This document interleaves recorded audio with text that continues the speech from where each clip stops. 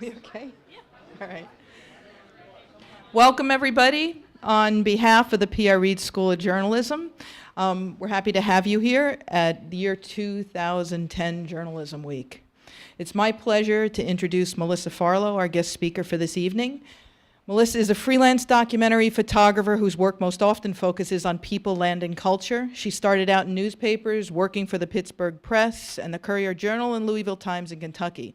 For the past 19 years, her focus for National Geographic magazine has expanded to include landscape and environmental issues.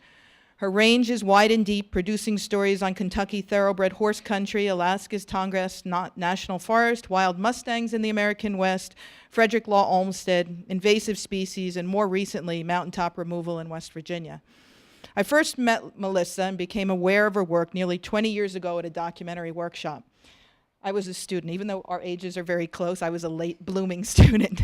And she started to talk about a long-term project she was working on, and a woman named Wendy. She was 21 years old. She was a nurse who was morbidly obese and had undergone gastric bypass surgery. And Melissa had been following her through the process. She had lost a lot of weight and undergone a radical personality change. Wendy, who had been formerly withdrawn and shy, was now wild, and she didn't want Melissa, a reminder from before, taking any more pictures. What struck me at the time, and what I remember clearly today, is how Melissa described with careful, painful attention the very fragile bonds and boundaries that a documentary photographer, a storyteller, must respectfully negotiate and navigate on complex stories. Melissa's careful and considered attention to mind and heart is what sets her apart from many other accomplished photographers. Her camera listens to what is being said and then turns a second gaze to what is silent.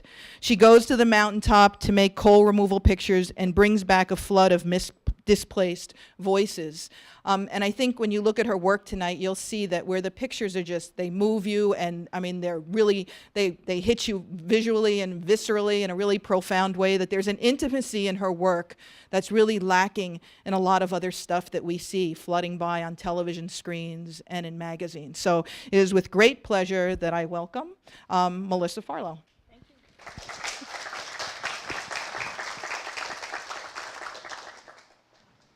Hang on, let me get my screen up. Thank you, Lois. Lois and I have been good friends, so it's always kind of embarrassing to hear your friend introduce you. They could say anything, you know, and you never know. I did start at newspapers, and I wanted to show a variety of work tonight. Most of it's from Geographic, and most of it is from a variety of assignments, and a few pictures here and there, just touching on stories to show you the variety of the kinds of work I've done. But I wanted, after Lois told me she was going to mention the Wendy story, I don't have the Wendy pictures here, the woman who had the surgery, but I wanted to show you a little bit of newspaper work, because I worked for newspapers for 17 years, and it really molded who I am. It molded me in the approach that I make, storytelling for Geographic. And it looks so different to me now when I was looking at these slides today, trying to decide if I wanted to show them to you or not. They're really gritty and they're very straightforward. But there's definitely a thread there that I still see in the work that I'm doing today. So I wanted to kind of show you where sometimes someone might begin. So we could have the lights. Let's see. Whoops. Hang on. I'm kind of a Luddite, so bear with me here. One of the things, so I was going to say, some of the pictures I'm going to show are probably older than many of you sitting here, but it's really been a huge evolution that not only my work that has taken, but that the media has taken. And print journalism is very different than what it was when I began. And again, this journey that I'm going to show you tonight is kind of a reminder of that. This was a story I started of a woman who I met in prison. She was a mother, and I was there to photograph for the newspaper a program that they had where mothers could visit with their children in the prison. They would come and visit them. And it began as that and ended into a 4-year project. 2 years while she was in prison and 2 years when she was out of prison. And the really thing that I learned from this was my first story that I did over any period of time. And I think it was probably the best schooling that I could have in how important it is to build relationships with people, honest, sincere relationships when you're a photographer. Phyllis was as different from me as could be. We came from very different worlds, and she was very tough and mistrustful, and I tend to be open and very trusting. And our first meetings were kind of confusing probably for both of us. But she had agreed to do the story, probably because she thought she'd get out of prison early if she cooperated, is my guess. She worked in the laundry. I think she made 30 cents a day for ironing dresses, and it was very hot in the laundry. It was doldrum work. And the interesting thing also, I was showing these pictures a couple years ago, and someone said, you know, you couldn't have this kind of access in a prison today that you had then. And it's really true, again, a sign of the times. But at first, I was under sort of strict patrol by having a guard with me at all times. But eventually, I wore them down. You know, I would go to her craft class when she was painting the praying hands she was going to give to her mother for Easter. Or I was there on parole day. And there were just too many times I wanted to be there. And I was very open and honest about what I was doing, and they learned to just trust me.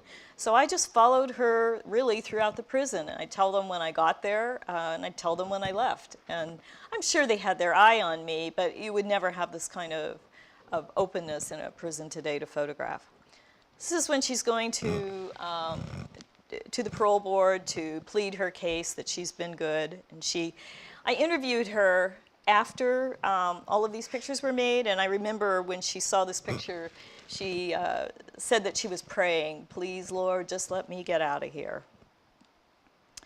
And she did get out this time. This is her saying goodbye to her lover.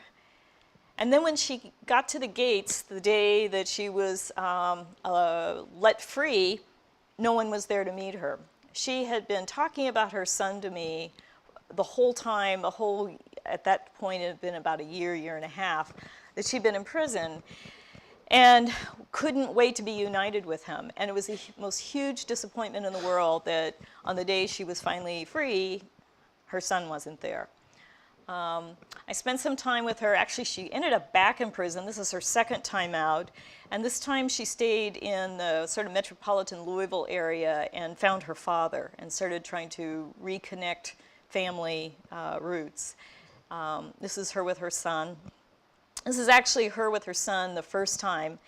And years later, this is son the second time she got out of prison. And he'd turned into sort of a hardened kid. He'd, gone through the growth spurt and all. But what was major about his change was that he was being raised by the same alcoholic mother or his grandmother that she had been raised by. And times had changed, and his mother wasn't there for him. And so he, at the interview I had with him, he said, well, if my mama's locked up, I want to be locked up too.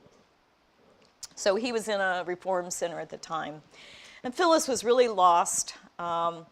This is probably about 3.5 years into the project. And I'm starting to wonder, how am I going to finish this thing? I've been hanging around with this woman for now, all these years. And it finally came to me that I should spend exactly the amount of time with her out of prison as she was in prison to show her readjustment into the world. So the story sort of evolved.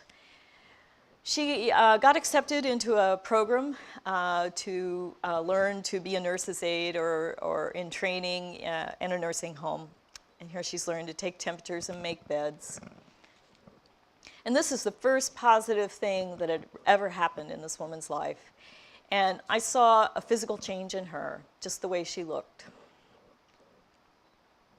So she got a job in the nursing home, and she had to get up. She lived in the projects, get up, take a bus downtown, take another bus, and transfer. So she rode a bus for about an hour and a half to get to where she worked.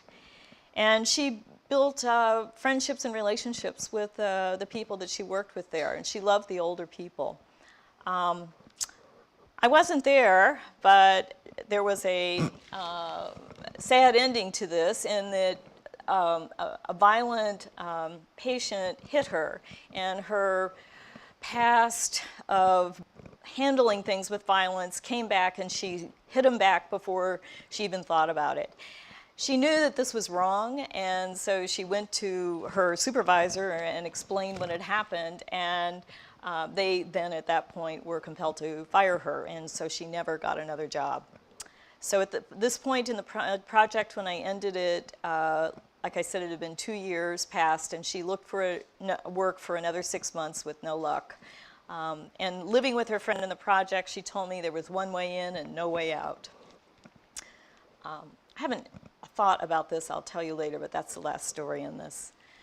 So that's kind of my past. That's kind of what I did for a long time for 2 different newspapers. I would do these sort of linear narrative stories, and they often were about one person or a topic that was very concise, you might say. And Geographic was a whole new world for me. I was asked to shoot an assignment there. I probably got the assignment because of the reputation I had doing these kinds of long projects, and they thought I could maybe tackle a story for Geographic. So this was in the Okefenokee Swamp, and the very first thing that might strike you is that it's color, and this was my very first color assignment. And I'd also never photographed any wildlife before, so it was a huge shock to walk in those doors. Very intimidating, too.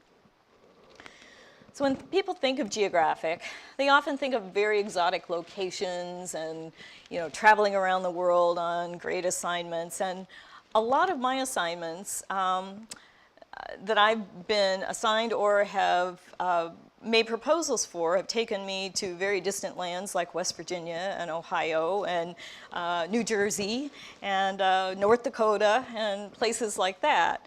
And the truth is, my subjects are sometimes so commonplace that the challenge is to try to make the ordinary seem interesting to people. Occasionally, I happen onto kind of wacky things like this couple that met on the internet and decided to get married on a glacier. And I rode up with them on a helicopter onto the ice, and there they were popping the cork and whatever. And it made sort of a wacky picture when I was working in the Tongass in Alaska. And a lot of my subjects, as I said, are commonplace. Sometimes they wear costumes, but most of the time they dress pretty normal, and they go to ball games and church, and they shop at Walmart, and I photograph them in public and private places. I think that many people have this image of National Geographic photographer, just as I said, going to these foreign lands and making exotic pictures. And this is the first assignment that I can say is sort of the closest to that kind of an assignment. It was a book project on the Pan American Highway. It had a very low budget, so there wasn't a lot of time to be in the field. And actually a friend of mine and I divided the book. It was her assignment originally, and she couldn't do the whole thing. So I did Mexico and Peru and Chile, and she did Central America, Ecuador, and Colombia and Argentina. But a lot of this story was just about a road and the people and places along it. So a lot of it was sort of very empty and open, like the desert coast here in Chile and Peru. And in a way, it was kind of drive-by shooting. You know, I'd find out about a market somewhere, and Sunday was a big market day in Mexico, and show up at the market just to see what happens. And these are people after the market's over riding home. Or we'd stop in a beautiful place like Puebla, Mexico, and the plan was to look at the architecture and see the sights of the city, and I wouldn't see much going on, but we might end up eating someplace or being in a coffee shop, and I just photographed the things we ran into. One of the plans that we had was to be in Mexico during Day of the Dead. And of course, I had all these images in my mind that of people lighting candles and being at the cemeteries overnight singing and all. But the most poignant picture for me were the workers. It was actually before Day of the Dead, and as we were driving through, the fields were just full of these amazing, beautiful flowers, and people were out picking them, and the flowers were sold at the market for the celebration. And one of the few things that I really did plan ahead on was I read in the Lonely Planet guidebook that there was a convent in Arequipa, Peru, and that there were nuns who lived there, and it was a cloistered convent. So we wrote ahead. When I say we, you often hire a translator or a fixer in a country because they're familiar with the area, and as unfortunately in my case, I don't speak a lot of languages, so it's very helpful to have someone help guide you. But even if you do speak a language, it's nice to know someone local. And Nancy was a friend I made in Lima, Peru, and she traveled with me through this part of the story. And she faxed the Archbishop in Lima and got permission to approach the Archbishop in Arequipa, who we then had an interview with, and told them why, it'd be a good idea for me to photograph inside this cloistered convent, which is always a trick to try to convince people why that's a good thing for them. But everyone was agreeable. And so I went to meet the nuns, and I'll never forget, we walked in, and I met them in sort of the area that they would meet the public if they ever came across, and they were all covered, I just saw their eyes, and there was like a fence between us, this black fence. And we stood on one side, and the nuns were on the other, and I spoke to the head nun, and Nancy translated, and they said no. And after all of this saying okay, I was very surprised and disappointed. So I, as I said, pleaded my case, and we talked for a long time, and I was about ready to give up, and Nancy must have said something about maybe I could just photograph the novices. So I think they decided, since there were so few nuns and most of them were older, they didn't want that image, and so they agreed to let me photograph the young girls. There were 6 of them. And so immediately they said, come now. And we went out, and they were in the garden, and they were smelling the roses and singing and praying and having just free time. And it turns out that the older nuns know that it's such a difficult transition for these young novices to make to come into the convent, that they allow them free time every day when they can just go out and hang with their friends and have, because they pray like 7 or 9 times a day, and they don't speak. It's very structured, and they never go outside or see their families ever again once they enter the convent. And so my memory of hearing these women, laughing in the courtyard and it echoing and bouncing the ball and all is just, this is like one of my very favorite pictures. And I thought, boy, this is going to be a fantastic shoot tomorrow, because this is the warm-up. Well, it turned out these were the only pictures that I made at this convent that were worth anything. The next day was so structured and so rigid, and everyone was so super aware of me that I wasn't able to make anything at all. But these pictures were so worth it, and behind the scenes, I think showing you that life, that for me, they're the treasure of it.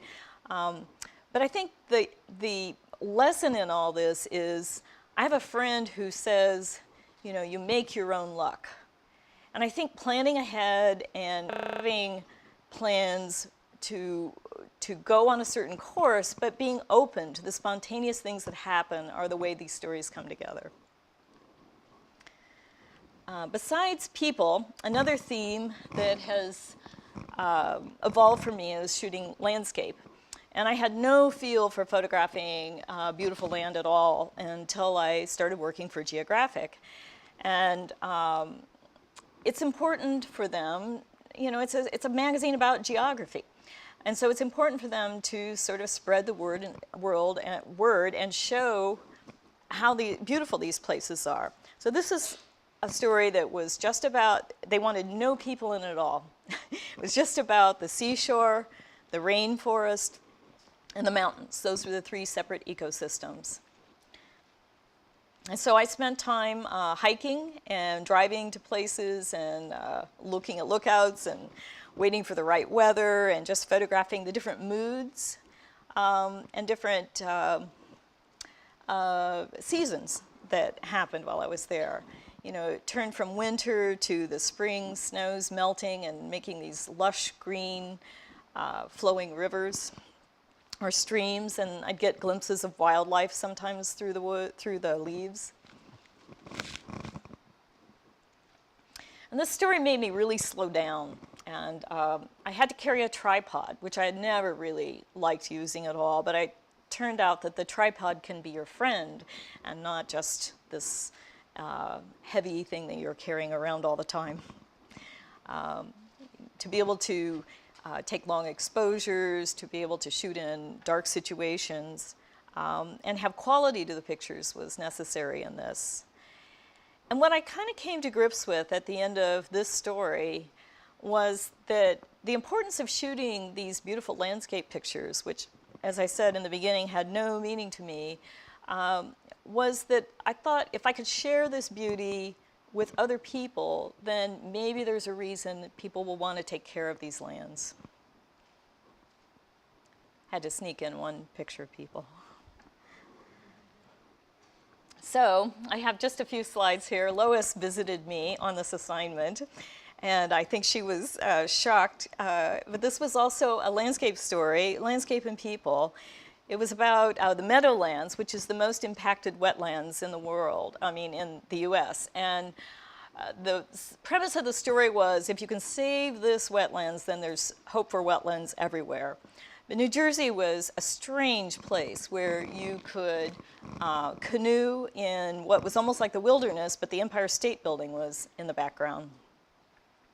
And every day when I got up and looked out my hotel room, I looked out I could almost see the whole assignment. It was 32 square miles, and it was so impacted and so developed. This is what it looked like. There was something like, 16 super fun cleanup sites here.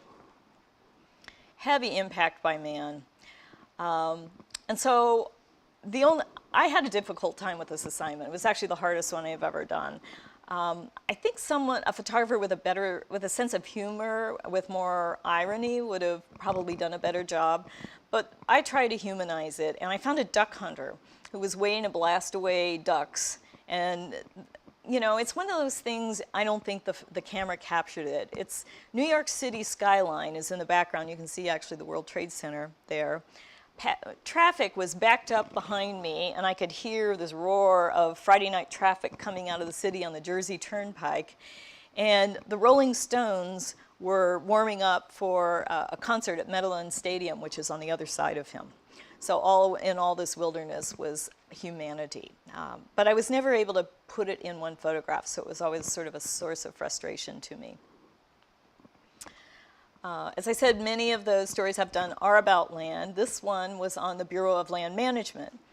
The BLM encompasses 250,000 acres that belong to all of us. And there are places like Grand Staircase Escalante in Utah that are just amazing places. And these are the lands that traditionally, when the US was developed, that nobody wanted. And today they're the most highly valued of any lands there are for a lot of competing ideas. Some of the land is for recreational use, like this climber at Red Rock Canyon. It's a petrified sand dune. This is 15 minutes west of Las Vegas. This is a kayaker on the wild and scenic Rogue River in Oregon. The really fun part about this assignment as I researched it was that I would make calls and meet people, and they would take me to their favorite places. And these were often places, some of these were made into national monuments, but some of these places you would have never found on your own. I went to things like the Burning Man Festival, which is this, if you don't know, an avant-garde kind of counterculture art fest that happens every year in the Black Rock Desert in Nevada. And about 50,000 people show up. I think it's actually more closer to 70 now. And for a week, they make art. And then they have a man that is sort of the symbol of this, and they burn everything in the end and leave no trace as they leave. And so you're left with only your memories. And so I was searching for not just beauty and wilderness, but showing how we use these lands. And then there were the traditions. The West was settled by miners and ranchers, and there's this long history. So a lot of the times I spent time looking for ways in which I could show how the people who live in the West interacted with this public land. This is another one of my very favorite pictures, and part of it is, I think, the experience and memory of it. But there was this really tough cowgirl named Heidi Red. She had this wonderful piece of land that is south of Canyonlands National Park and Arches National Park, and it has prime water. It's an amazing piece of real estate. And she was moving cattle onto leased land when I was photographing her. In other words, her relationship with the land is she leases it and moves her cattle on it for food and water. And it's a tough economy to ranch, and she and her husband got divorced and they had to sell. And she feared development, so she signed a cooperative agreement with the Nature Conservancy, and so that after her death, the ranch would be saved. So when I met Heidi the first time, I tried to drive around in my vehicle and jump out and take pictures of her. And I was always in the wrong place or couldn't get through the fence in time, and the cattle were moving, and we met at the end of the first day, and she said, "How was that? Was it good?" And I didn't have any pictures. So I made several attempts to photograph her doing other things on the ranch, and finally, I think I wore her down. And this is sort of a trick I use a lot. Basically you're trying to, I don't want to say trick, I'm being facetious, but basically I try to build a relationship with people that they trust me and they want me there. And in this case, Heidi invited me to go along when they were going to a higher camp, and they were going to take horses and ride for 4 days. So I got to fulfill my childhood dream of being a cowgirl and ride horses with them. And I had these very romantic views of, I was going to make these kind of Marlboro kind of pictures with desert landscapes and beautiful light and horses and dust and all this. And after 4 days, none of this romanticized view had I seen. And it was the last night before I was supposed to leave, and I was sitting out. We rode out. There was a guy riding with me. We rode out to where we knew they were going to bring some cattle, and I had it all set up in my mind. This is my last chance. And it got dark. The sun went down. The canyon was in darkness, and there was no Heidi, no cattle, nothing. So I was about ready to give up when I saw dust rising, and they came around the corner, and I fell in behind them, and just started riding back to what I thought was going to be the end of the day. And they were, put the horses up and feed them and water them, that we'd eat. And sometimes you just have these little gifts, and after the sun went down, it bounced up and hit clouds, so it illuminated everything. There was just enough light to shoot. And I was tired. I'd been riding for several days. I'm not a great rider. I was sore. My glasses were dirty, like a windshield that you couldn't see through. And trying to hold my camera up, I was beating my face with the camera and kind of bruised. I actually kind of cut my lip at one point. And I suddenly realized that this picture, she was so powerful, and when she had her whip in her hand and was, cracking it to move the cattle, I realized that this was the picture I was trying to make, that it was more of an honest portrayal of her life as on this land than anything that I had in my mind. So we often have preconceptions, but if we're just open to really seeing what's in front of us, it can be better than anything we ever imagine. One of the greater challenges that I ever had was to photograph someone who was dead. Frederick Law Olmsted, if it's a name that you don't know, planned many of our parks. Central Park was the first park he did. Biltmore Estate in South Carolina for the Vanderbilt family was the last one. But he did many parks in Chicago and Boston and Louisville, Buffalo, Rochester. And so anyway, the story was on Olmsted. And I love these kinds of stories, even though I don't think I'm always the right photographer for them, but I learned so much. We always start with research and just read. I read 3 books about his life, where he went, what he did, what he wrote, how he wrote about places. And this is when I went to the working office that is in Boston, where they still have his desk set up and a lot of his tools that he used to draw the plans of these parks, and tried to make sort of a still life that might be, an opening photograph to explain Olmsted. So as I said, we know him from places like Central Park. So he created places like this. It was kind of like a Disneyland. He, moved boulders, made waterfalls, and created what was a realistic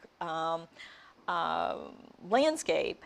And when he was there, he did this because I think it was actually kind of crazy. And he was uncomfortable around people, and the pressures of city and urban life bothered him, and he felt that humanity needed a place to go as a respite, to move out of the city and to find a quiet place that they could commune with nature. So when he made Central Park, and we're looking down on Sheep's Meadow here, none of the city was there. Now Central Park is the most beloved piece of land in New York, and the New Yorkers, congregate there all the time. But the time he made it, New York was down at 32nd Street. It had come no further. So he was quite a visionary. He lived in California for a while. He was actually head of one of the first the precursor to the Red Cross, and after the Civil War, he moved out to California, and he was taking over a mine to run it for someone, and he was kind of trying to get his life together again. And I read in one of his journals, this is kind of where he became very excited about wilderness and why he wanted to create it for people. This is sort of before all the parks. And one of the things that he wrote in one of his journals was about these small pools of water that reflected the grand landscapes. So when I went to Yosemite, when I walked on the valley floor, that's what I was looking for, was something that would show the details and the small little things that he loved about these outdoors. Okay. Just another story for Geographic. This was on the Alps. I just have a few pictures here. But I love photographing people and culture, and cultural traditions are a particular fascination. I was there to photograph what is Carnival, the time when darkness breaks over light in the spring, and there are many celebrations that happen in many countries, and they all have their own little peculiar ways about them. And this is actually Schletzerlaufen in Telfs, Austria. It's not actually technically Carnival, but it's a sort of a side kind of celebration similar. But I learned about how in the spring, the men would go out into the woods and gather moss and lichen and bring it back to the house, and the women would sew the lichen and moss onto costumes. And so this is a father and son going out to parade with others as the wild ones that are supposed to scare away the evils. Carnival happens sort of different days for different cultures. And when I was in Slovenia, just happened as we were eating lunch to hear about a celebration that was getting ready to happen in this small town where there were 65 people. And there were basically 4 bachelors, and the tradition was that they would parade through town, and they would go to the very first house at the very end and knock on the door to come in. And there was sort of a little play that went on. The people would say, "Go away, we don't want you." And they would say, "Oh no, we need to come in, to chase away the evils." And so they would go back and forth and talking, and finally be invited in. And they would talk to people, take off their masks and their costumes, and have a little drink, and just sort of reconnect with their neighbors, and then go out and go to the next house and do it again. And I thought it was the most wonderful little tradition that I'd come across. One of the things about the Alps is that the very severe terrain has isolated cultures. And so in northern Italy, there are people who speak their own language, and culture sort of supersedes political boundaries. They're not really German and they're not really Italian. And I found this one community I returned to several times in the winter, and then again when I was passing through, happened there in the summer when there are another, gosh, I shouldn't tell these stories, they're so long. This woman is really cool though. She lives with her brothers and none of them are married, and there aren't enough people in the community for them to all find someone eligible to marry. And so the family traditions are very, very close, and she does have some nephews and all, and so this is when they're raking hay. And the Alps was also a place where it's Europe's playground. So I went to St. Moritz where people skied, and this was a children's fashion show, and this is sort of just a general piece. The whole purpose behind this story was to run something on the Alps when Italy hosted the Olympics. So it was a broad story, had no real reason, and I had to find a reason to be there. And one of the things that I learned about had to do with, everyone was really talking about global warming. This is a few years ago now. And I noticed when I was in one of the ski areas, all of the rocks being exposed. And they were talking about how warm it was and how all the ski resorts at this elevation were going to be out of business in a few years because they wouldn't be able to have enough cold to have snow for people to ski. And so I heard about these fleece blankets that they were putting on the ice to keep it from melting. So one of my assistants tracked down a place where it was actually, I kept learning where it had already happened, but we found a ski resort where the workers went up and put on these blankets on the ice, and it's almost, to me, it was like putting a Band-Aid on a glacier. But for the most part, really, the Alps are just beautiful, rugged terrain that were formed millions of years ago when Africa landmass collided into Eurasia. And the Alps formed a culture, and now this story was sort of how man was impacting the Alps. The beauty there was incredible, though, and there were picture postcards everywhere. So in contrast, I'll show some pictures I shot in your backyard here in West Virginia. Many of you may know about mountaintop removal. If you're from West Virginia, you may live in communities where you know a lot more about mining than I do. But this was a story that I proposed with an editor and was encouraged to work on it. And it was a very difficult story to make visual. The landscape was being transformed so quickly, and yet this assault was even hard to find anywhere on the ground. You couldn't drive anywhere and really see it. And it was a difficult story not only to see it, but because in any story, trust is vital with your subjects, and trust gives you access. In the cases of the mining companies, they didn't trust because so many media members had come and shown things and said that what terrible things they were doing to the land. So it was hard for me to even get in to see what a mine looked like. So most of my photographs were made from the air, from either a helicopter or a small plane. But there were also the people who mistrusted. And they had every reason to. They'd been lied to by mine representatives in an attempt to scare them from speaking out about wrongdoing that they'd seen. And they'd experienced deceit from public officials who were there to protect them but instead lied to them. And even family members were pitted against each other in this ugly little war that's been going on for about 17 years now. So as an outsider, which from Pennsylvania, I was definitely an outsider, it was difficult to make connections. Coal is a $23 billion industry that produces 50% of our electricity. And you probably know this, again, this is in your backyard, but I didn't realize that when we run our air conditioners in the summer that they actually make more money because they can produce more coal and it's needed more. It's that sensitive to the market. And so I don't think most Americans realize that when they turn on their lights or their computer or leave it on overnight, they're actually burning coal and contributing to this story. As I said, it's rare to see a mine, but if you go a half hour south of Charleston and go with Larry Gibson, who takes many people up to his family's cemetery, you can look out over the land that's turned into kind of a moonscape. Cayford, the town he lived in, had 800 houses, and now there's nothing. This is one of the few places you can actually see a mine in West Virginia.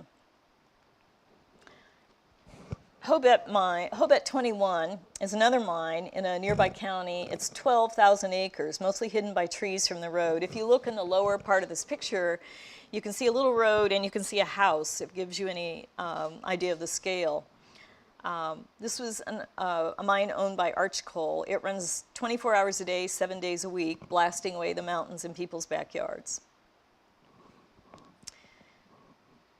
In contrast, I did find a small mine that let me come in to photograph, and there were 17 men employed there. The mine operator said that one man's trash is another man's treasure, and basically he had gone in and gotten a permit to mine in the leftovers of one of these major coal mines had left. And he felt like there were 2 to 3 years of mining where he could employ these men and pay them good wages. It was important for me to get inside the mine and not just shoot from the air, so I really wanted to go with an open mind to see each side of this story and not take sides. It's kind of an interesting paradox that the families that have historically been dependent on the incomes from mines are the ones who are most impacted by this. There are fewer men required for work at these mega mines, and the jobs have disappeared, as well as the communities. And this is also something I would have never seen in a large mine. This guy's responsible. It's not a very interesting picture, I realize. It's just sort of straightforward, but he's putting dynamite in the hole, and he's getting ready to blow up a mountain. And I'm 5 feet away from him. I'm not wearing a hard hat or safety goggles. There are no waivers for my safety, no keeper, no minder to show what I'm doing. It's a pretty simple picture. But I thought it was an important one to make. And then the coal is trucked out and taken up to the top of the hillside in trucks, and they are filling in the valleys, changing the landscape forever. They're not dynamic pictures that I'm showing you, but they kind of show just the process. And I felt it was important to document it. The mining industry claims that this flattened land will help them with economic development. But actually, I didn't see a lot. And again, not to go into a lot of details, some buildings have been put on mountaintop removal land. Some of them have cracked. There is a wood-making processing facility I photographed in Logan County, but there's really very little development, at least at the time I was working there a couple years ago. And one of the more successful reclamation projects is a golf course called Twisted Gun. When the coal is washed, after it's mined in this blasting way, there are heavy metals in it, and they have to clean the coal, so they wash it with the heavy metals. And so when that's done, there's this leftover, and this is trucked off into impoundments or this excess water. And there are 500 impoundments that are located over communities and high in the mountains. These are called slurry ponds as well, as if you've read about it. And it's a toxic witch's brew of mercury, arsenic, and other heavy metals and chemicals. For hundreds of years, the people moved to the mountains to be safe and settled there, to live in the hollers between the mountains. And I didn't want to just do a story about mining. I wanted to show the way of life, the people who lived there. One of the richest assets of the Central Appalachian Plateau is its wilderness, with the world's oldest biologically and richest temperate zone hardwood forest. And for years, people have gone to the mountains and settled there, and they have these traditions with the outdoors, picking molly mushrooms in the spring, morel mushrooms, or finding treasures like ginseng. So what is lost when the forests are cut is not only the rich diversity of the plants, but part of the culture. These folks are gathering for a ramps dinner at a church. It's kind of traditions that bring people together and build community. And that's why mountaintop removal is described as environmental as well as cultural genocide. I photographed the rituals people had, the church dinners. West Virginians in this part of the coal country have always lived in the backdrop of the coal train going by, and unfortunately most of the money made goes out on that train. So it's no coincidence that some of the poorest people in the US live down in some of these counties. This is where people set up unofficial flea markets daily and on the side of the road to sell clothing or items just for income. And although the people have never been wealthy, they've always felt it was a safe place to raise their families. They would tell me this. And so the mountain life, I think, is a very rich culture, and it's not nearly as depressed or quaint as it's often pictured by outsiders. I really tried to get to know people and understand as much as I could as an outsider of their viewpoint of their lives. And at this point, people were starting to tell me and approach me and tell me things about that they noticed, like a dam where they thought that the blasting was cracking it, and they feared that there would be flooding. And in the summertime, of course, you know, there are a lot of flash floods. There always have been. But once you divert the amount of water that's been diverted and filled in 1,000 miles of perennial running stream beds, water doesn't have a natural course to go anymore. So after a summer thunderstorm, a road can just be filled with rock like this and debris. These houses are new because they were rebuilt after people died 5 years ago from a flash flood in this holler. This is a failing valley fill where sediment is washed into settling ponds. And as I said, there are these slurry ponds also with the toxic metals that sit up, and that is also the fear of people, that they will fail. And sometimes rivers of mud in this flash flooding will come into people's homes. And people told me stories about not being able to sleep after narrowly escaping rising waters and flooding, and kids being afraid of thunder. This is the first picture I made on this assignment in 2002. It was long after the fact, but in Inez, Kentucky, there was a failure of a slurry. It was actually, what happened was in a rainstorm, the pressure and the weight of the water shot out through an underground mine, and so toxic sludge came out of the side of the mountain and polluted 17 communities' sources of water forever with toxic sludge. And so this was the last of the cleanup. But people, you know, a lot of pictures, again, were just sort of straightforward. People wanted to show me where they saw water leaking out of the side of the mountain. This is actually where 17 cattle died from drinking from a pond a few 100 feet away from the source of this water, and it is tested positive for heavy metals, and yet people downstream drink this water and kids play in it. So my job was I felt, to try to show these human costs. And one of the most dramatic ways I think I found to do that is with this man that I met who lived with his sons, and this is the water that came out of their tap. And he said when he first moved there, 6 years earlier, that he didn't realize that, he knew it was tainted, he just thought it was iron in the water, and he didn't realize that there were other things in the water until he started having nerve problems and then loss of memory and all kinds of rashes, and he started having to take lots of medications. And actually, as this is played out, a year later after I made this picture, workers from a nearby mine admitted to dumping sludge from slurry ponds into underground mines for 8 years, which was illegal. And the testing uncovered high concentrates of manganese in the drinking water.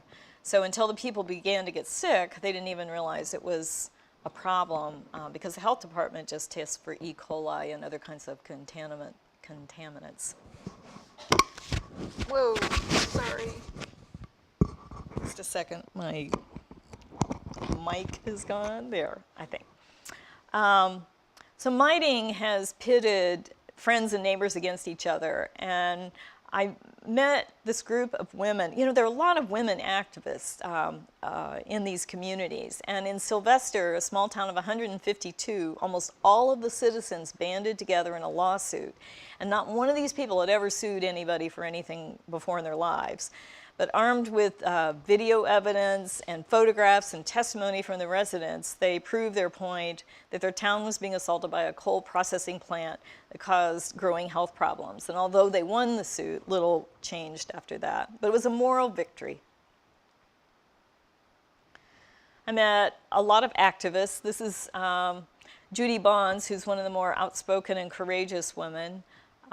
There's a woman who's sort of taken her place since I was working on this story, Marie Gunho. Both of them won the Goldman Environmental Prize for their efforts in fighting mountaintop removal, which is a very prestigious prize. Judy was the daughter of a coal miner, and she was the last person forced out of her home when a mine moved into her holler.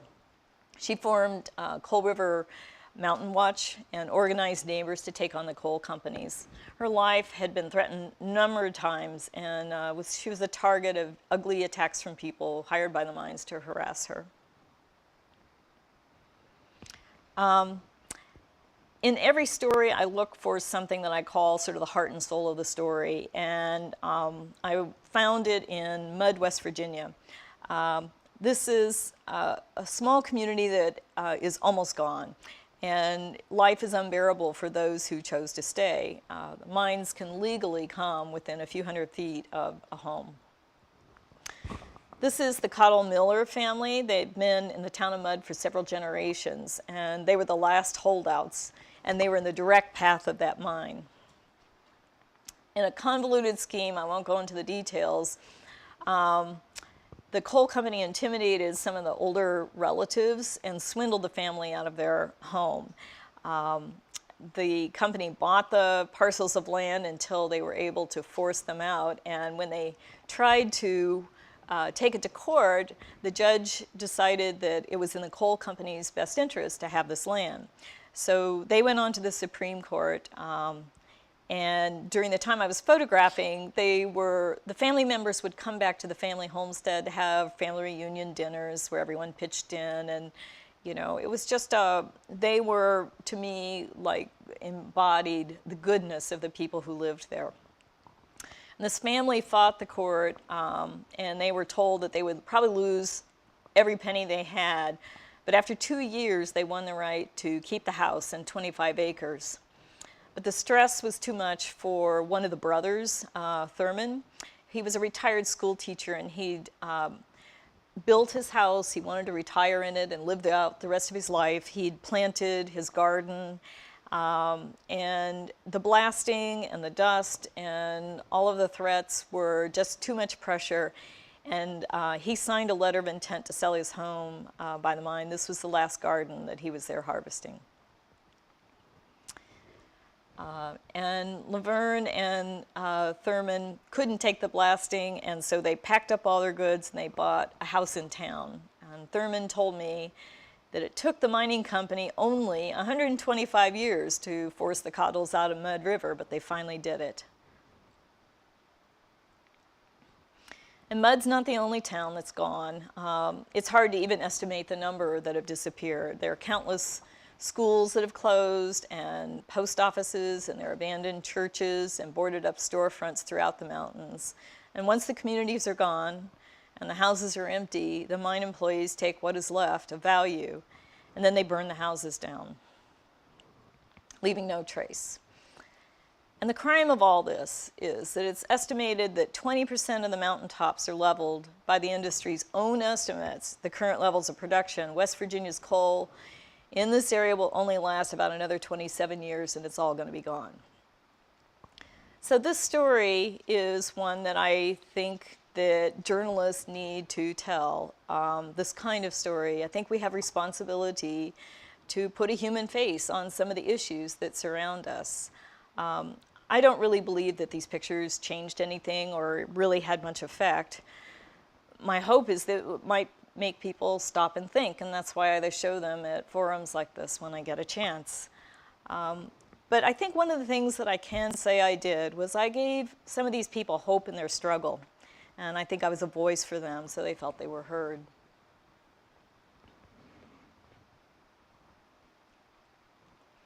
So, not to be such a down and out, I'll end on sort of a lighter note if I haven't worn you down yet. I have an interest in horses. This is me on the back of my little one-eyed cow pony named Silver. Sad little guy who ate watermelon rinds and chewed tobacco, but I loved him. It's my sister with me. So when I was assigned to shoot the Kentucky Derby, in Lexington and Louisville, Kentucky, it was a fun assignment. It took me back to an area I knew, and I enjoyed everything about it. This was the regalia of the derby hats that women wear, part of the traditions.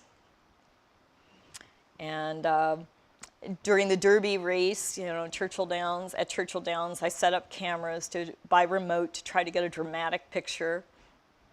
Horses running.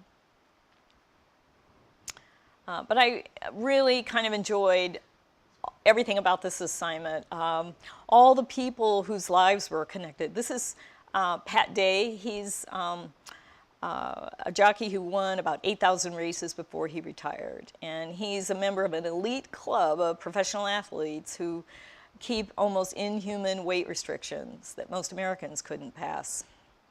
Here he is speaking with the trainer and sons at Keeneland Racetrack. And if you're a jockey, you don't want to be in the back of the pack on a rainy day on a muddy track.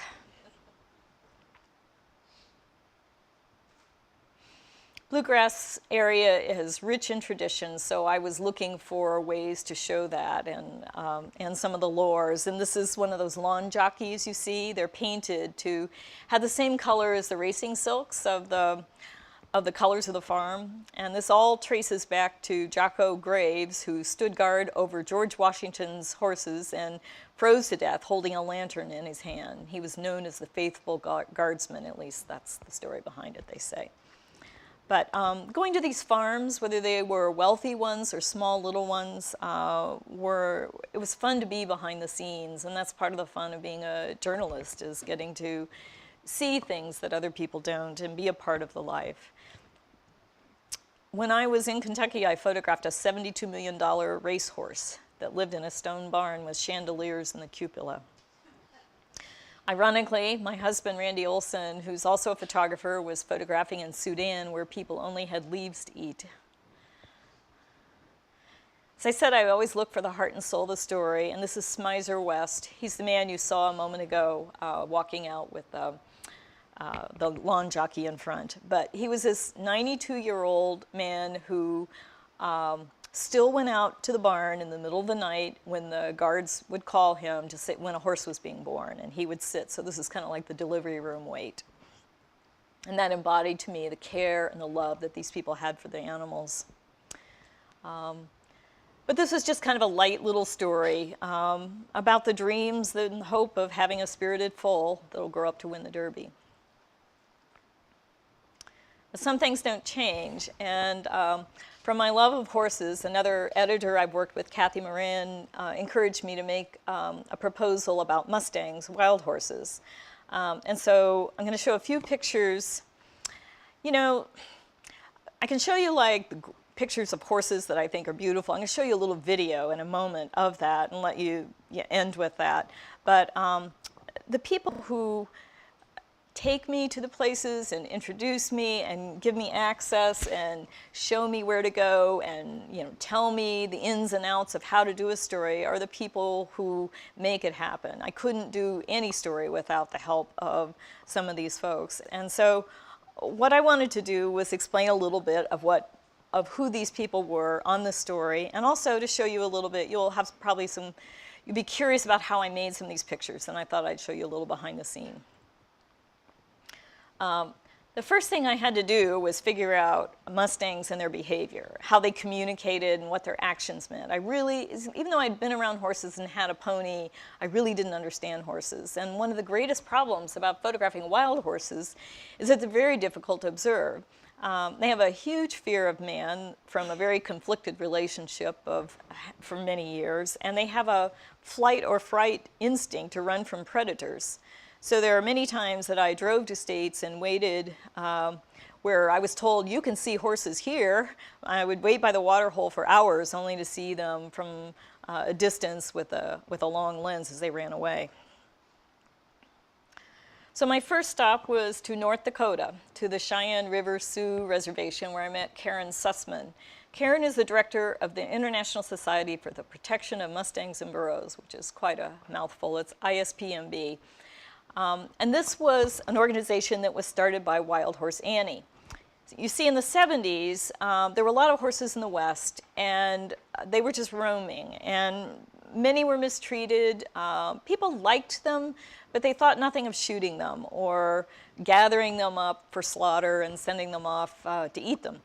And so Wild Horse Annie or Thelma Johnston as her real name was, lobbied congressmen, and finally a bill was passed where it was illegal to treat these animals in an inhumane way. And so she began this organization, and Karen is the third president. Karen has a big heart.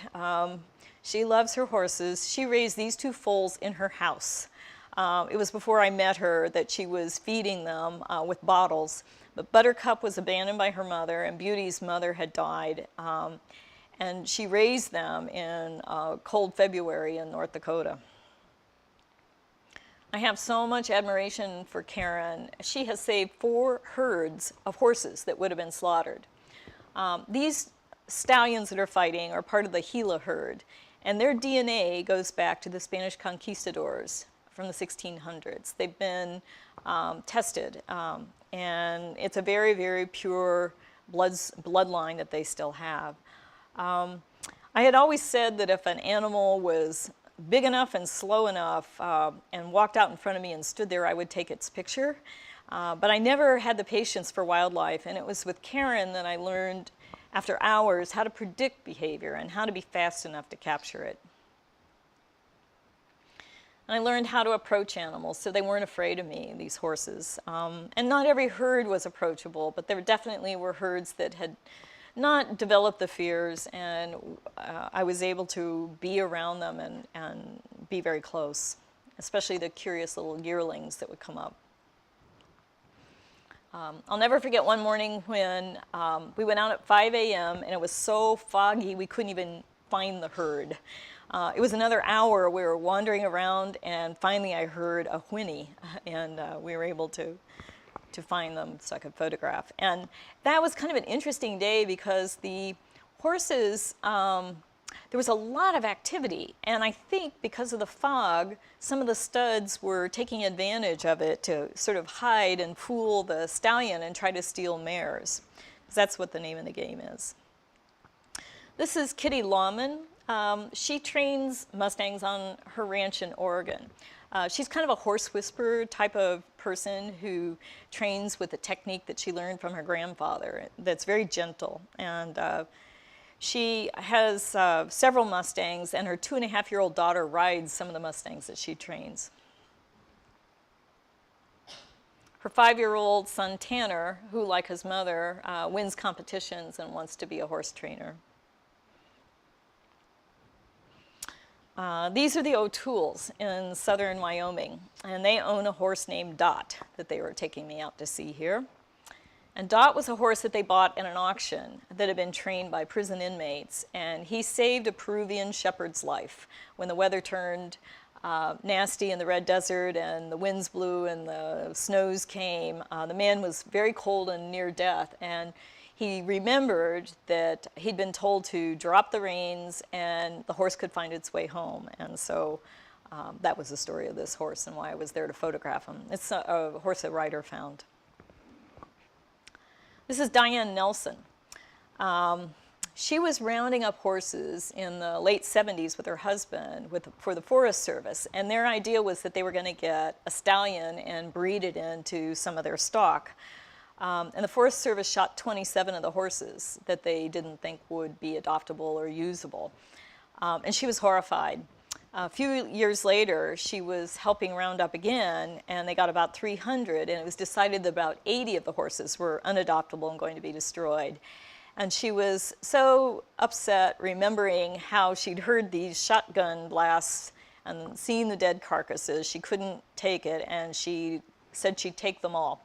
So she founded the Wild Horse Sanctuary in Northern California on what is now 5,000 acres of mostly mustangs that were going to be destroyed, but she didn't even know what she was going to do with these horses when she first took them. It was her husband, Ted, who with his wife and helps her with her mission, and they're just fabulous people. You know, it's really great to find some of these folks and spend time with them.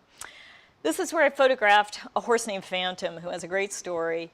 He was an older stallion and lived outside of Reno and crossed busy roads as the area became more and more developed. He was trying to get to his water hole with his band, and one of his mares was hit by a car and killed, and then a few months later another foal was. And so they decided he was too much of a hazard, and they rounded him up and he was going to be put down. But because he was a white horse, I think everybody kind of recognized him because many Mustangs are dark brown and not so distinctive. And there was a public outcry, and they raised $5,000 and bought Phantom and found and gave him to the Wild Horse Sanctuary with a donation so they would take care of him.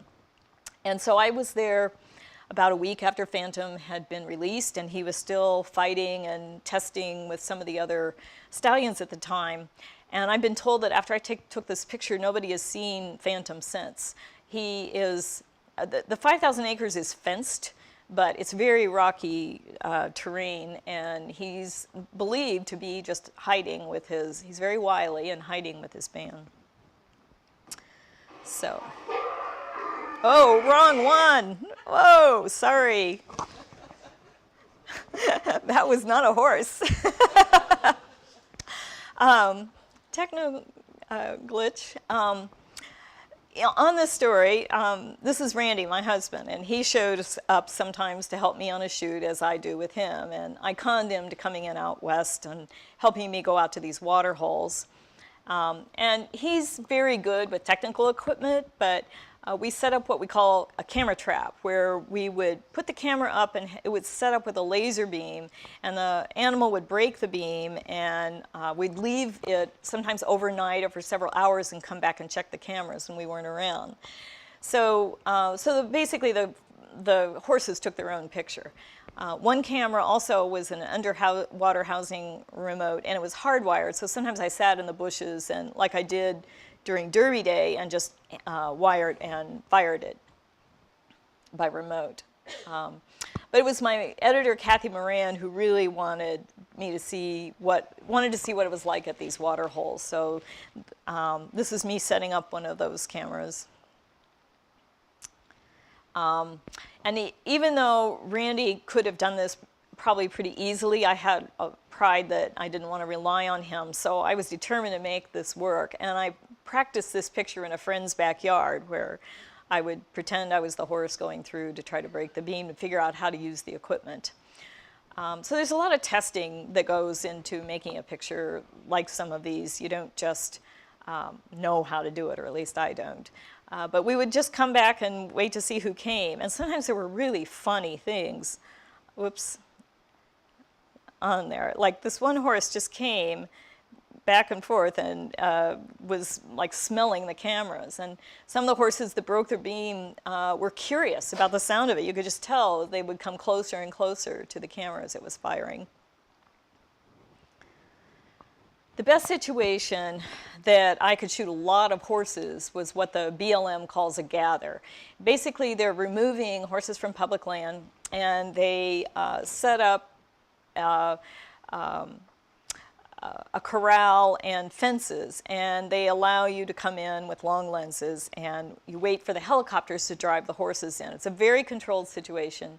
You get up at dawn and you drive for hours in the dark to be somewhere, and then they set up this fence and corral, and the light's beautiful, and then the helicopters go out, and you sit for hours and hours and hours until the sun gets up, and it's harsh and it looks awful, and of course that's when the helicopters come. And you have to lie in the dirt, and you have to shoot with a long lens, and you can't move, because if the glass catches the reflection of light and the horses see it, you may spook them. So this is a typical picture made from this kind of situation. If you look on the internet at gathers, this is the kind of photograph, and if anything, I was lucky that there were so many horses. Usually you might see only 8 or 10 at a time. These were horses in outside Winnemucca, Nevada, and they were being brought in because there was not a lot of food or water, and they were not in very good shape. They share this land with cattle, and so it's hard to say how many cattle should be on this land, but the horses have certain areas that are districts that they can live in, and it's determined how many horses can live in each one of these districts. So that's why they were removing them. Having a little experience with this, I was determined to try to make friends with the contractors. And eventually, after about 3 days, when I just didn't give up and kept showing them the pictures, that's the beauty of digital too, of the failed mistakes that I was making and the pictures that weren't as good, they finally allowed me to set up cameras right in the path of where the horses are going to be brought in. I was afraid I was going to hurt the horses, but they said there was no problem with that. It was more that my cameras might be hurt. So for 3 days, we set up the cameras and waited and waited. This is Randy doing a little test.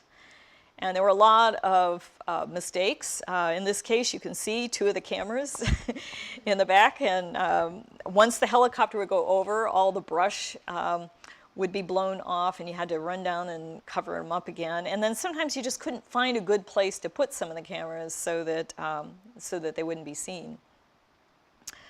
One time I was sitting on the side of the hill, and the horses, when I looked, I was watching from the hill, but this is what it looked like. The horses came up and they saw the camera. They're very curious, and they noticed detail and change. And I thought they were going to stop and turn around, refuse to go any further. And I just waited on the hill in anguish, because if they turned around and ran, I knew I'd be out of there. The contractors make money for every horse they bring in, and if I kept them from, making some money on these horses, it would have been all over. So I nearly lost it there. But I had varying amounts of success with these 3 cameras, and a few broken ones. But we finally got the picture that were hoping to make. And so I'm going to show a little slideshow that Rob Finch from the Oregonian and I put together. Rob is very gifted with sound and got a composer to write some music. And it's not perfect, but it's kind of a little attempt to show you a little bit, well, let me back up. We don't know where journalism is going, especially photography and, well, all of journalism. And there seems to be sort of a melding of video and sound and stills and writing, and the internet has made a huge impact. And so I think everyone's kind of struggling and kind of figuring out their place. And so this is sort of a first attempt at doing something a little different with the skills that I bring to the table.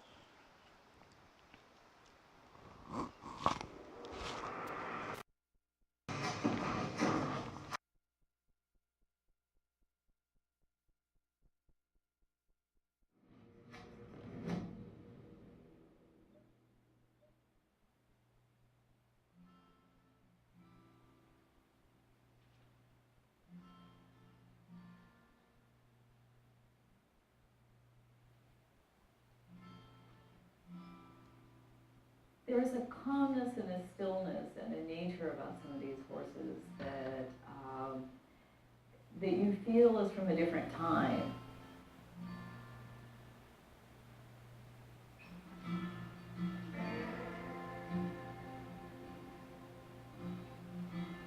When you're standing in a field and you hear the wind blowing and you see the horses' manes blowing in the wind and how they're listening, and it's almost like they're in touch with something that we are not. They are really kind of a mythic symbol of freedom, of the American West, of heroism, of all these things that in our minds are important. They're fierce fighters. In the spring, when it's foaling season, the stallions will brutally battle each other and go for each other's throats and rip skin out of their necks and chew ears off. And all this is that the stallions are battling to win the most mares.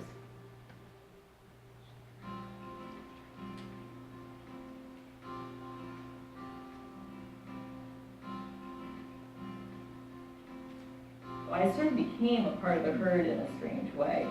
There were some that would greet me, you know, when I come in the morning. Others you could sense were not maybe so social, and they would kind of move away.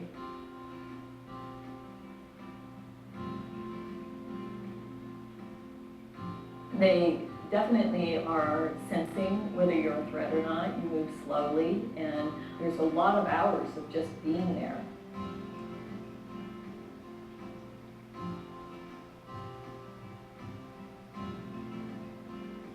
In 1900, there were 2 million horses that roamed our American West. The numbers have been reduced to 30,000 horses.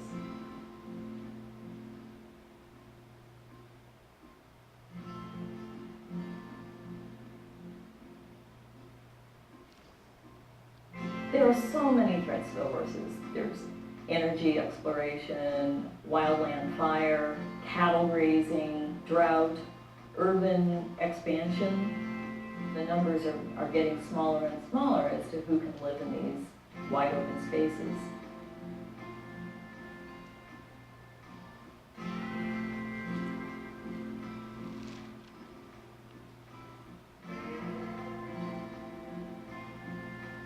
It's thrilling to see 1,000 horses thundering by you. There are times I'm sitting there thinking, and on the hillsides I'm watching them run in and photographing, thinking, run, turn around and run, because I realize this is the end of their free life.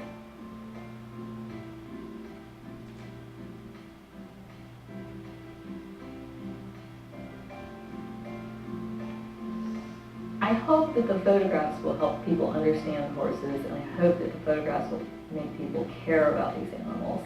It's very difficult for any wildlife to coexist with man. But the only way it might happen is by us having some understanding and appreciation of that animal.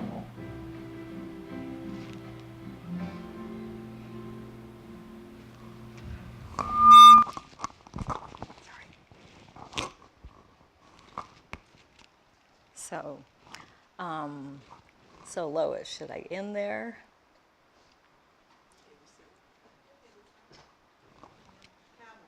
You want it? Okay. I debated about showing this last thing. First of all, I know you're very patient. Thank you for sometimes start telling stories and they go a little longer than I intend. As I said, we don't really know where we're headed as journalists, and I certainly don't. And, you know, I'm almost 60 years old, and so it's kind of hard for me to reinvent myself again. And I had my first chance to do some video, and this is a Morgantown premiere because I've never shown this to anybody, but I thought you might enjoy just a little bit of what I'm trying to learn to do. And I think the reason I'm going to show it is that I think no matter what your field is, you have to take risks. You have to keep growing. You have to have a good attitude about, you know, learning things, and that's what keeps us alive. And I took a risk on this. I bought a ticket to Dubai. I went with my husband. It was his assignment, but I didn't know how to use the camera very well. I certainly didn't know how to edit the material when I came back. I learned so much from my mistakes, so this is not a perfect piece, but it's just a first attempt. And I show it with all of its flaws and errors just to show you that I think it's important to have fun and to continue to grow and keep that spirit no matter what your field is or where you end up. So I hope now, you heard the growl a moment ago, but I hope this is, let's see now.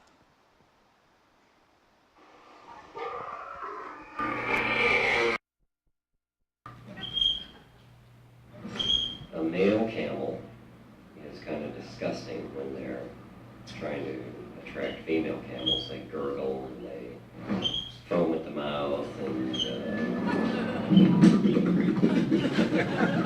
the female camels are really sweet. They come up and they put their lips on your face or your hand and hoping for food, but it's very gentle and sweet. So if you go to Atlanta and get on a plane, in 21 hours you can be in Dubai. In another 5 hours, you can be at the edge of the empty quarter on the border of Saudi Arabia. I went to Matanad Zayed to photograph a camel beauty contest. And what I seem to think is important is to have beautiful lips, to have great cleavage, toe cleavage, to have small humps, small butts, long legs. That's a beautiful camel.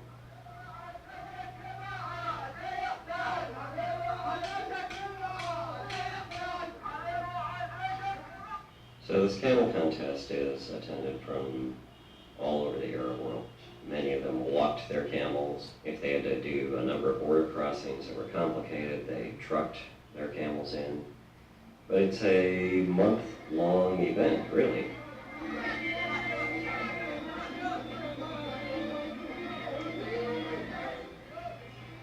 There are so many winners that it's hard to fathom the importance of this contest.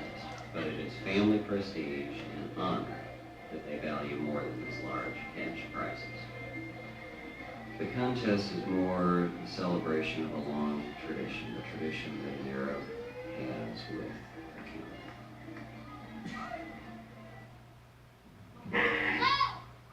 Whoa! Whoa!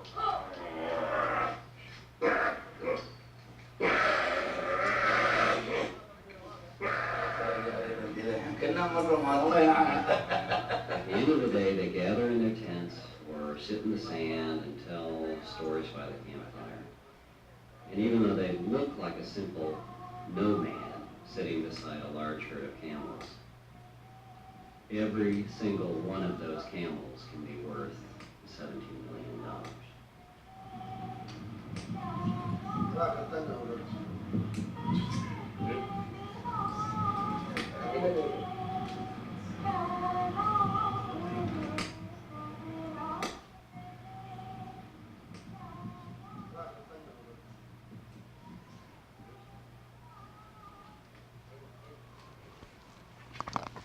Thank you.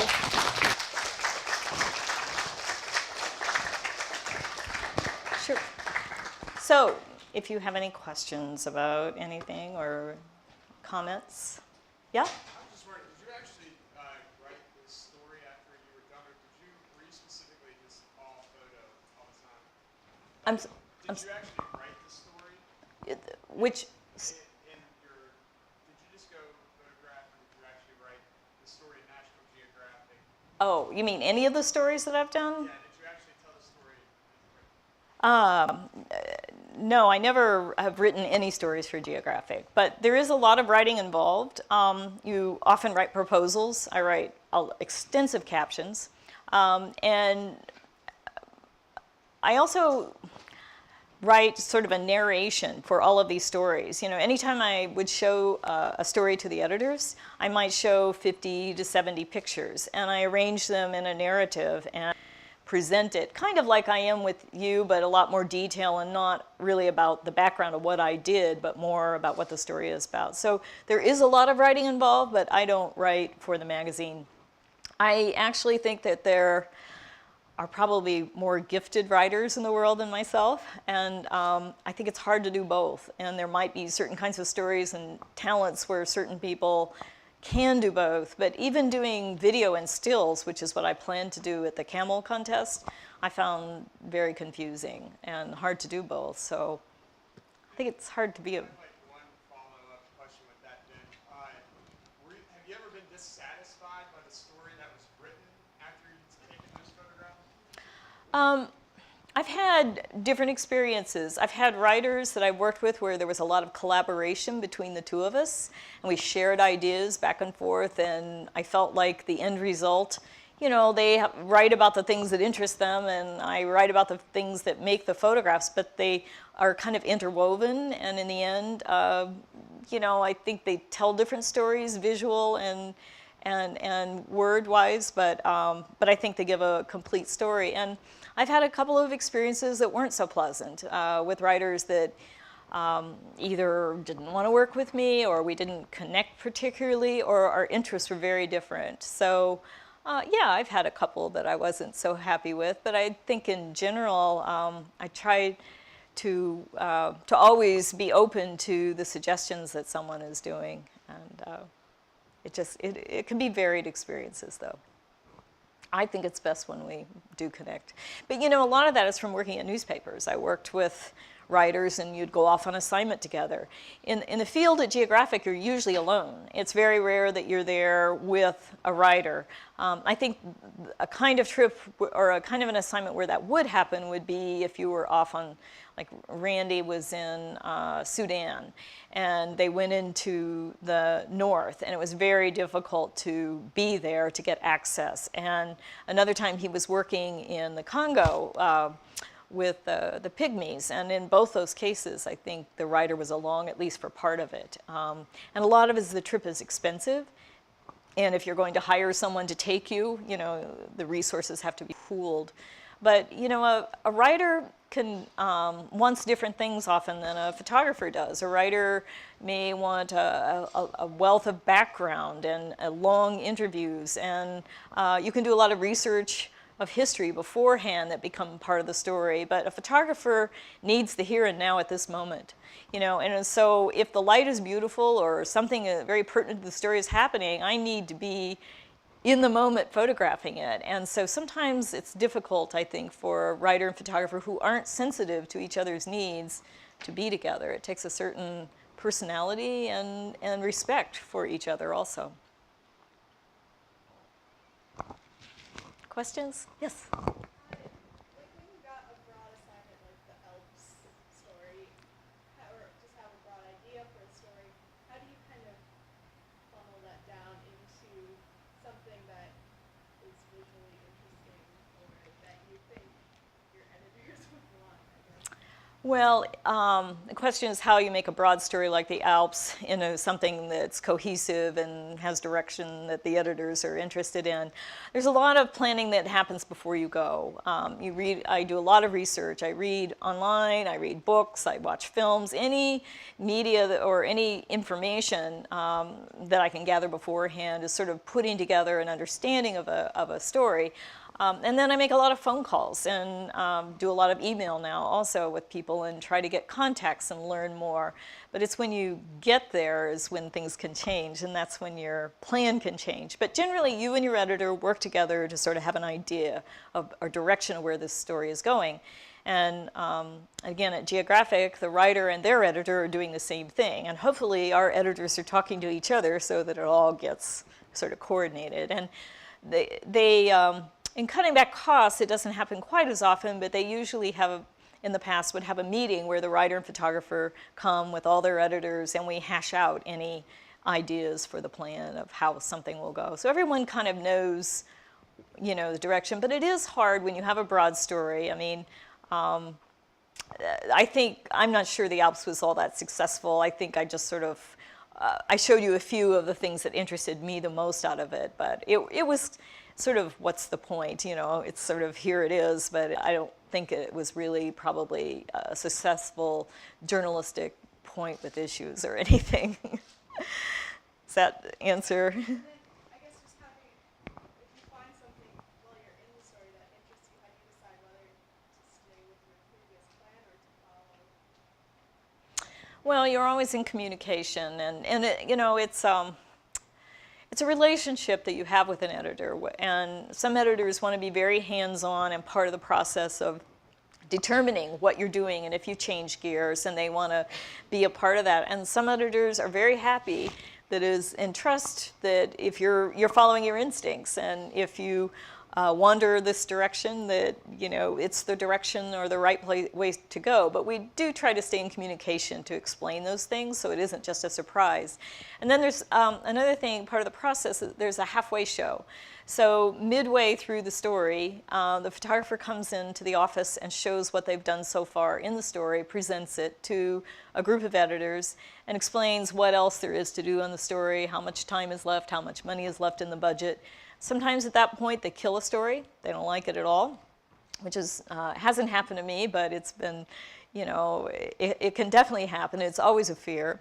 At that point, they also can weigh in to make suggestions that they think might fill it out a little more, a direction that they think is important that I may have overlooked. So, yes. Yeah. I have a question, like, I think the hardest part to, like being a photographer is, like, I think choosing picture after you're done. Like, if probably you take like 1,000 picture or 500, a couple hundred picture, and then it end up like two picture or three picture. Yeah.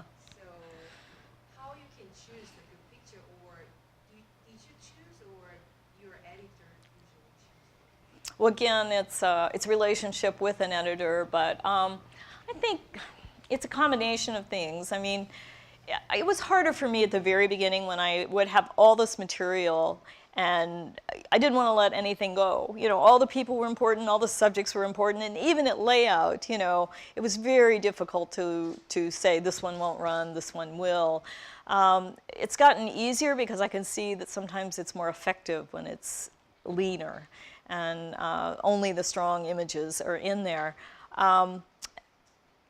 As part of the layout process, the photographer is part of it, and the editor is another component, and the layout designer is the third component. And the three of these people work together to try to pick the right photographs.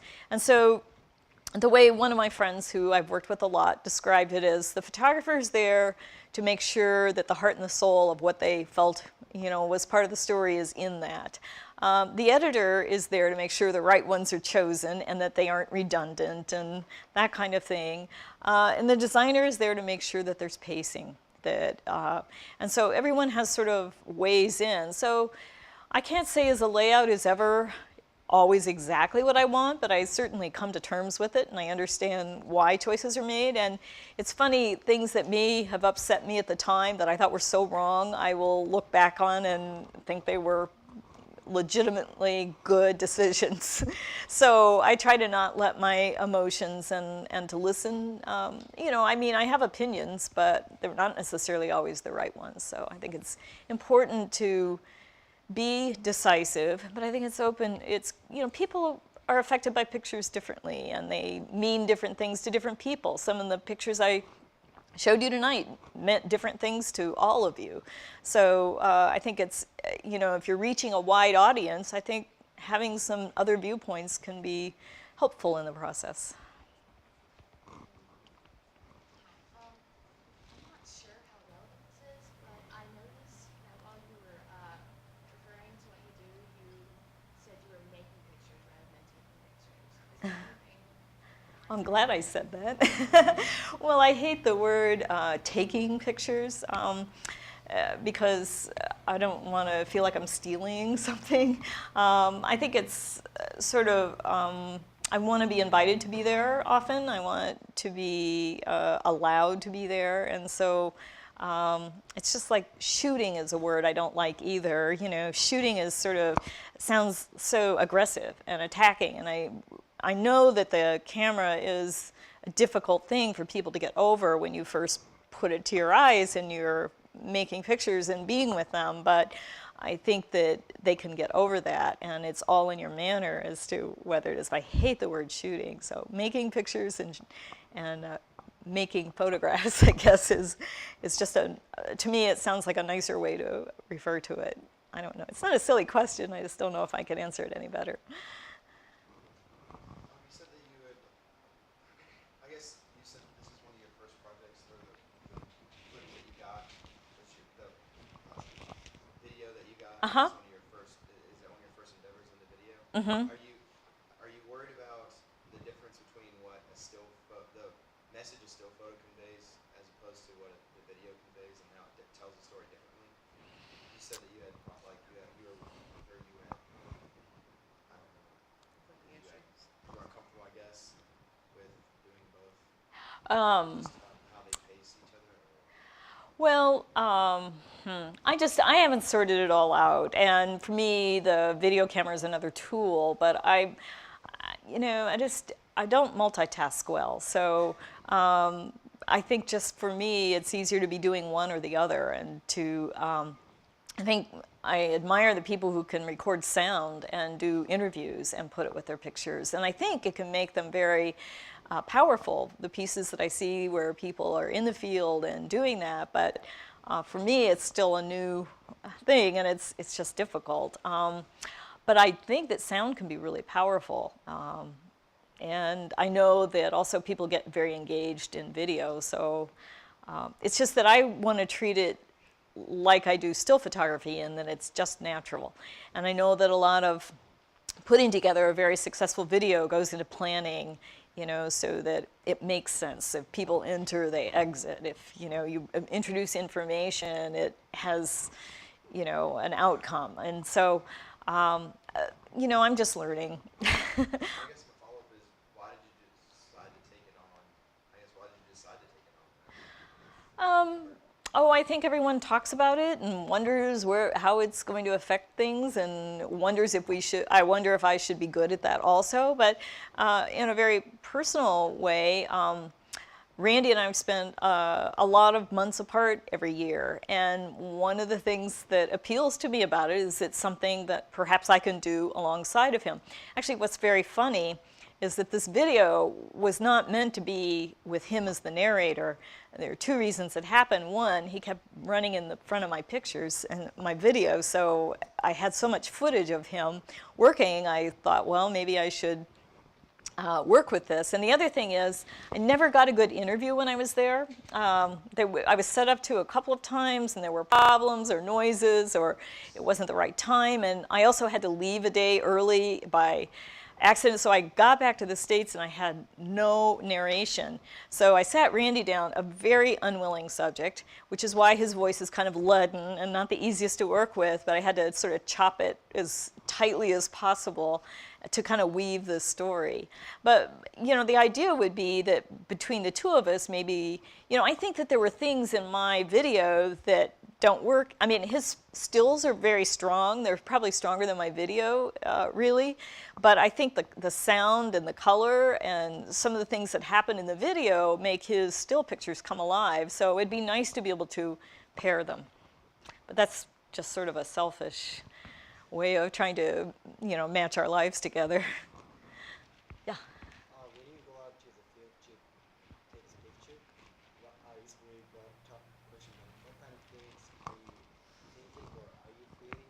I mean, maybe you have a deadline, or if you go out to the field, you have to, let's say, at least 50 good pictures out of the field or something. Don't you sometimes feel kind of nervous? Do I feel what? I'm sorry? Nervous? Yeah, oh yeah. I'm always nervous. I always feel I'm failing. I try to be as prepared as possible, but I'm always fear it's the last story that now they'll discover, you know, what a rotten photographer I am and won't want to hire me again. I'm being sincere. I mean, I work with fear, and actually fear kind of drives me, I think, to work harder.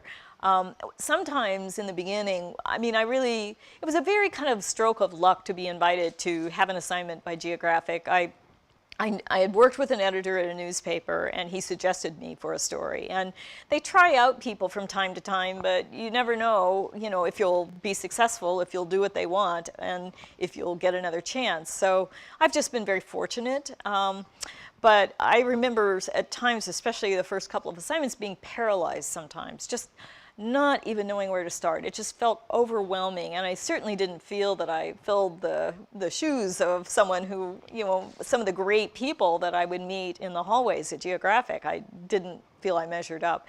And the advice that I was given that meant the most was to just take one step at a time, to make a plan, to take one picture or one day and try to just look at it and not look at the whole big picture. I mean, certainly you have like the whole big picture in the back of your mind, but to start out, you need to take the first step. So that always kind of helped me when I felt a little too tight about things. Definitely. Because every time I saw some picture of the National Geographic, I feel comfortable. But maybe I guess the photographer, if the photographer nervous, I guess it would be difficult to take some good picture. Yeah. Well, everyone comes to it differently. I mean, some people are very confident. You're just talking about my personality and who I am, and I work with fear that I'm failing. That's what drives me. Not always a pleasant state of mind, but it works. Yes. Do you have a favorite camera that you use? What is it, if you do? And also, are you still using film? I'm not using film, but we still have a darkroom, and maybe I will, if a project seems like an appropriate one to do.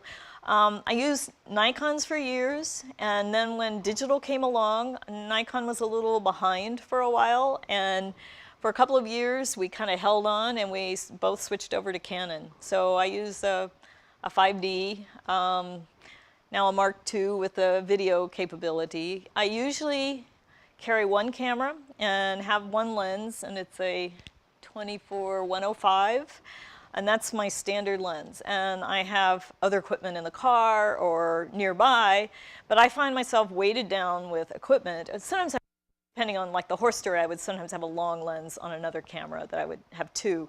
But I just carry a waist pack with batteries and cards and try to work as minimally as possible. Sometimes I have to have a tripod. I try not to have it all day long. I don't usually work with assistants, although sometimes if I'm hiking, I don't like hiking by myself long distances or into isolated areas. So I often find students in a region where I'm working who want to come out, and someone I've met at a Missouri workshop or somewhere, and I'll ask them if they want to come along, or they'll often write me and ask, is there any time I could help? And it's great when I can sort of help and guide someone and give them some instruction perhaps on their work, and then they are kind of my grip to help me carry equipment or something. So anyway. Yes? Seems like every project you work, it takes a long time, a period of time, and depending on the season or anything. Do you, as a National Geographic photographer, were you given the assignment by the news organization or editors, or you find your own and you write a proposal? It works both ways. A proposal can come from anyone.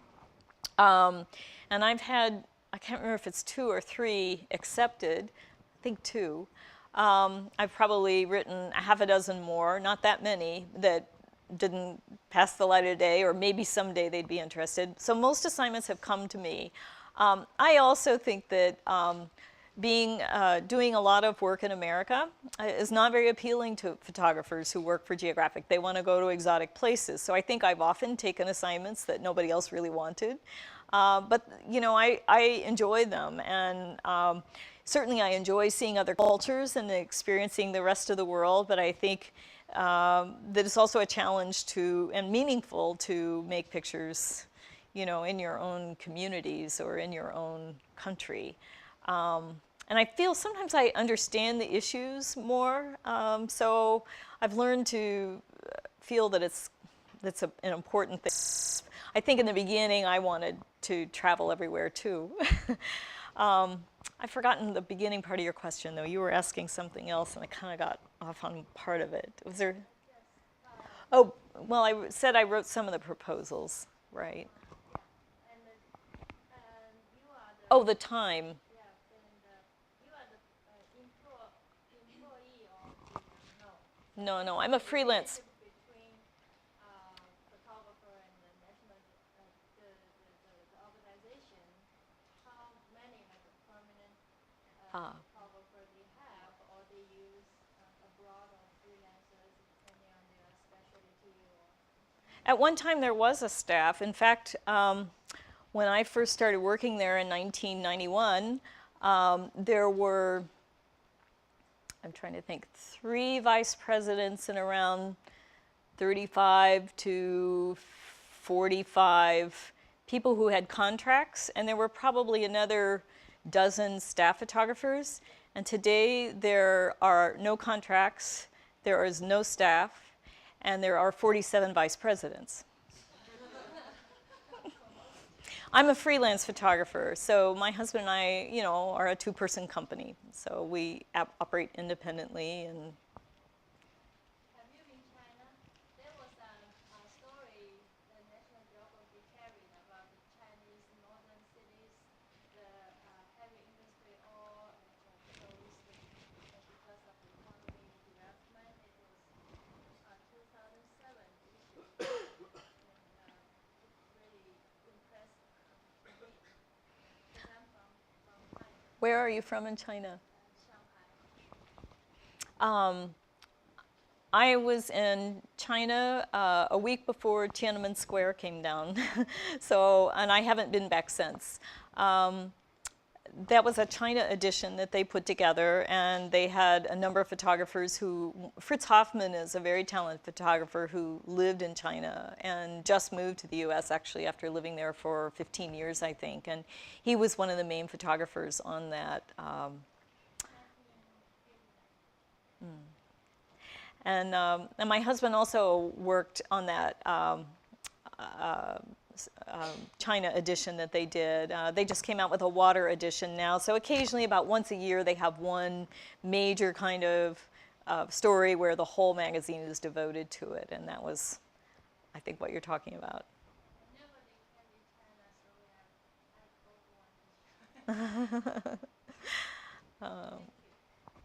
Thank you. Anything else? Anyone? No? Okay. Well, I'm around if you want to talk privately. Thank you very much.